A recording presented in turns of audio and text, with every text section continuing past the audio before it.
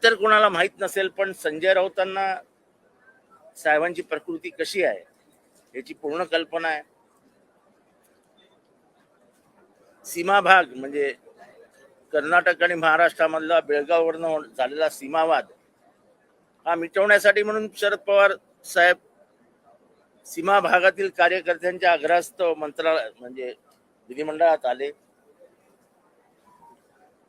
विधिमंडळात आल्यानंतर ती बैठक संपल्यानंतर आपल्या आमदारांनी कुठे बसायचं, एनसीपी शरद पवार गटाच्या पक्षाच्या, तर कोणीतरी सहज सुचवलं ती सर्वात जवळ केबिन ती आहे, तिथनं जिनेत म्हणाले चला जाऊया. स्वतःच्या सोयीसाठी आम्ही गेलो. त्यात कुठला राजकीय हेतू होता तर शून्य शून्य. आता त्यांची प्रकृती कशी आहे, त्यांना एवढं चालणं जमेल का, हे सगळा विचार करून संजय राऊतांनी बोलायला नको होतं. आता ते बोलले त्याच्यावरती मला काही टीका टिप्पणी करायची नाही, पण साधं गणित होतं.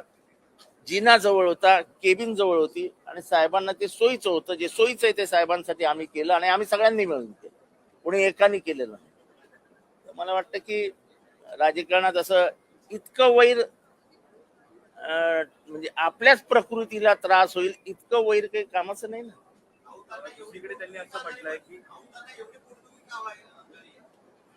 आता त्यांना पोटदुखी झाली आहे का डोकेदुखी झाली आहे हे मला काय माहिती. त्यांनी असंही म्हटलंय की याच भेटीवर राष्ट्रवादी काँग्रेस पक्षाची विश्वासार्हता कुठेतरी कमी होते. नाही असं काय नाही, प्रत्येकाची विश्वासार्हता प्रत्येकाने टिकून ठेवायची असते. ती असल्या कृतीने भीतीने काय होत नसते. आता मला कोणाला वैयक्तिक टीका करायची नाही, पण इथे येऊन कोण मुख्यमंत्र्यांना कोण भेटतं तेव्हा मला विश्वासात घेतलं जातं काय, असं काही नसतं. प्रत्येकाचा एक वैयक्तिक राजकीय, आणि ह्याच्यात आमचा 1% राजकीय अँगल नव्हता. एकनाथ शिंदे साहेब कॅबिनेटला बसले होते, त्यांना जेव्हा कळलं की शरद पवार साहेब माझ्या केबिन मध्ये आलेत, महाराष्ट्राची संस्कृतीचा सन्मान करत ते स्वतः आले खाली. त्यांनी एक शाल शरद पवारांच्या अंगावर घातली, नमस्कार केला आणि म्हणाले साहेब मी कॅबिनेटला जातो. साहेब म्हणाले नाही तुम्ही तुमच्या कामाला जा. आणि आपल्या गप्पा मारत आम्ही 20-25 मिनिटं बसलो, चहा वगैरे पेलो आणि बाहेर आलो. अनेक घटकांनी पश्च पाहायला पाहिजे. म्हणजे एकंदरीत केवळ एकनाथ शिंदे शरद पवारांची भेट आणि सातत्याने भेट झाली नाही हो. मी आज इथनं जाहीरपणाने सांगतो राऊत साहेबांना, राऊत साहेब 1 मिनिटही भेट झाली नाही, 1 मिनिटही शब्दांची लेनदेन झाली नाही. अजून काय म्हणजे काय. सर एक वेगळा प्रश्न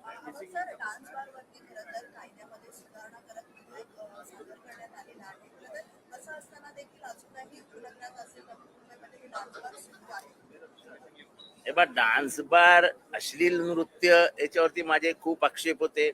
अश्लीलता ही डोळ्यात असते हो. अश्लीलता ही जगाच्या कुठल्याही डिक्शनरीत लिहिलेले नाही. अश्लीलता आणि वासना या दोन्ही डोळ्यात असतात, मनात असतात. तुम्हाला काही अश्लील वाटेल मग तुम्ही तमाशा बंद करणार आहात का. अनेकांच्या म्हणजे तथाकथित इथला जो बौद्धिक वर्ग आहे त्यांना वाटतं तमाशा अश्लील आहे. आमच्यासारख्यांना तमाशा ही लोककला वाटते. आणि ओपनली सांगतो मला तमाशा ही लोककला वाटते. आता त्या लोककलेला मारून टाकायची का. विठाबाई नारायणगावकर यांच्यावरती आपण चित्रपट काढतो, डॉक्युमेंटरी काढतो. महाराष्ट्राची संस्कृती आहे. हे काहीतरी आपलं मॉरल पोलिसिंग. आणि मग पोलिसांनी मला हे काही मला तरी वैयक्तिक विचार तर मला अजिबात पटत नाही. हे मरीन ड्राईव्ह वर बसणाऱ्या पोरापोरींना 12 वाजले की काठ्या मारायच्या, त्या बांद्रा बाईस्टॅ बँडस्टँडला बसलेल्या पोरींना. अहो 10 बायद्याच्या खोलीत राहणारे पोरं पोरी स्वतःच मन मोकळं करायला जर तिथे 2 वाजेस्तोवर बसले तर तुमच्या माझ्या बापाचं जातं काय.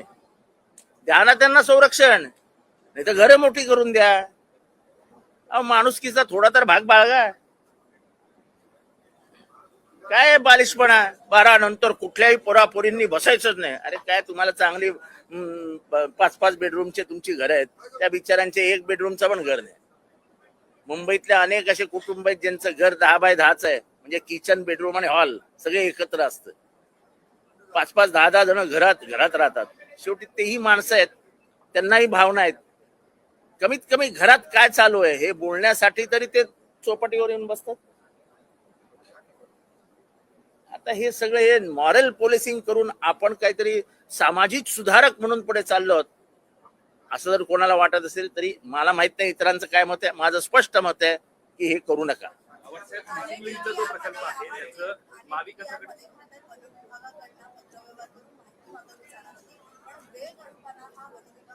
याच्यात वन विभागाचीच चूक आहे.